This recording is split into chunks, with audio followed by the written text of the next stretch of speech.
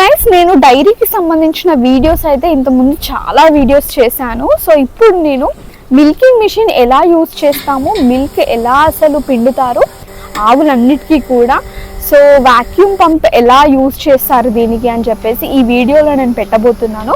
So end వరకు చూడండి, video చాలా ఇన్ఫర్మేటివ్గా ఉండబోతుంది. వీడియో అయితే మిల్కింగ్ మిషన్తో చాలా ఈజీగా మనం మిల్క్ అయితే పిండొచ్చు.